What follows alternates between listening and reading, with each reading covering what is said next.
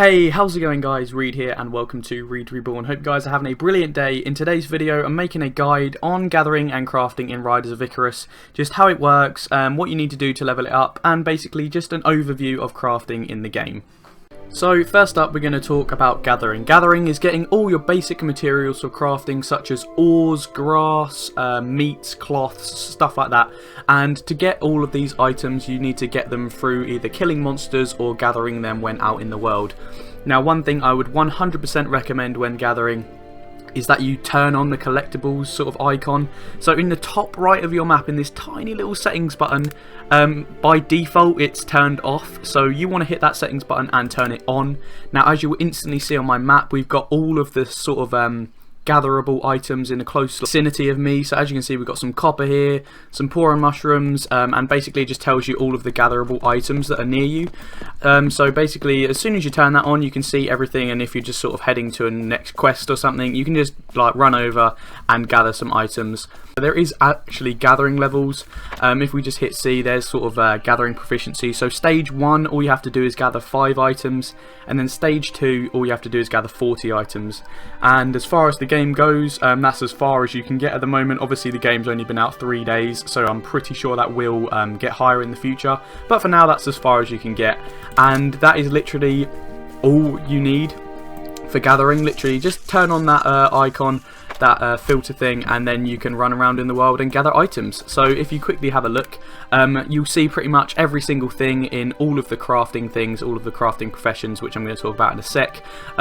Pretty much all of these will contain some gatherable item in some way. So as you can see the poron mushrooms are here in a health elixir.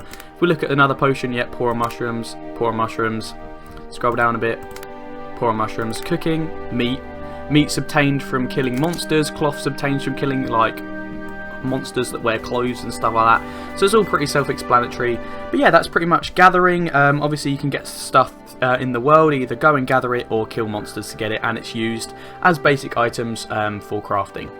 Okay, so now we've got that gathering, that quick gathering section out of the way, we can get onto the bulky bit about crafting.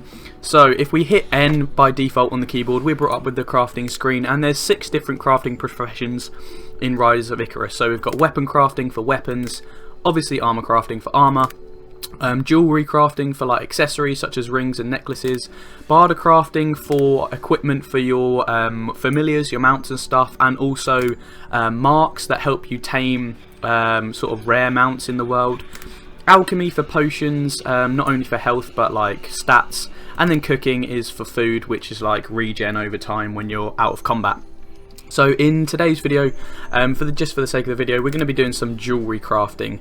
So unlike other MMOs, Riders of Icarus has done it a little bit differently. Instead of having one overall level for sort of one profession, there's sort of individual levels. So as you can see, next to every single like recipe, we have these small little dots, and some of them are filled in. So if you just click on silver powder, or silver magic ring, we can see that there's a skill level. And we're currently on skill level 1, and that represents the first sort of circle, and there's 4 skill levels to level up. So as you can see, 0 out of 1, we need to craft 1 of these to get to skill level 2. And then as you can see, my silver physical ring is on skill level 2, so it's got a dot filled in, or actually there's 5, 2, 3, 4, 5, yes.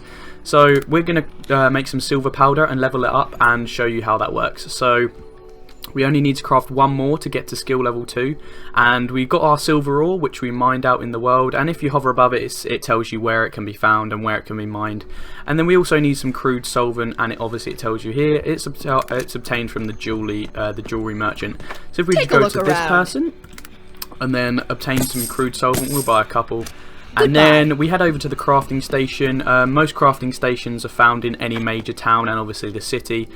So as we can see, we're brought up with our crafting screen. All you have to do is literally, if you've got the materials, you can just hit craft. So as you can see, 5 seconds. And as you can see from our skill level, that took 3. So now we're on skill level 2. We need to craft 3 to get up to skill level 3. So I'm going to do that and get to the max level. Literally just keep going until you get to the max level, and then I'm going to show you what happens after that. So I've slowly got up my skill level all the way up to skill level 4, and we're on our final silver powder. We had to craft 6 this time, And as we can see, we have now mastered silver powder. All these dots will fill up and you'll see something that says master. And then at the top you will see stage 1 out of 2 mastered. So that means you need to master 2 recipes before you can move on to the next stage. And basically the higher stage you are, the better things you can craft. Obviously as end game recipes and stuff are found, you'll need to be a certain stage in crafting before you can even try to craft things. So that's basically how you level up your crafting. As soon as I leveled up all of my, you know what, I'm going to level up my silver physical rings and then show you what happens when you master 2 out of 2 for the first stage of something. And this is the final silver physical ring, and there we go. So we didn't want to craft anymore.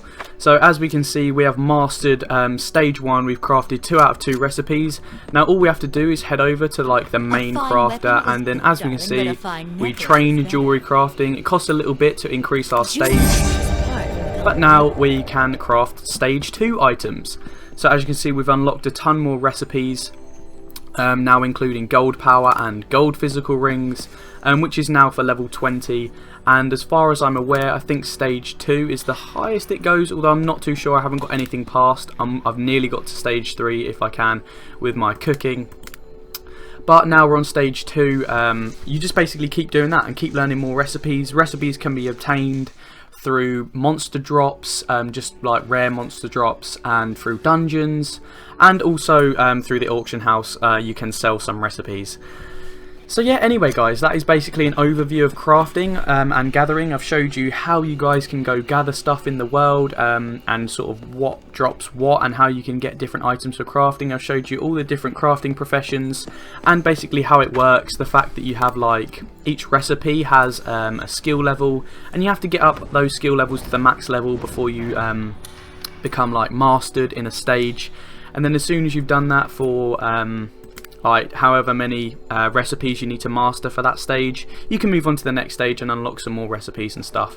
But obviously previously silver, stage 1 for jewelry crafting was silver, and you find silver in sort of the earlier zones, and then stage 2 was gold, and you find gold in some of the last zones that you come to in the game. So it just shows you the progression, and as you move through the game, the sort of gathering materials change, and you can craft higher end game items. But yeah, anyway guys, I hope you did enjoy this sort of guide to gathering and crafting. If you did, feel free to give it a big thumbs up and subscribe to the channel for more Riders of Icarus videos in the future. Anyway guys, thanks for watching, and I'm sure I will see you again really soon.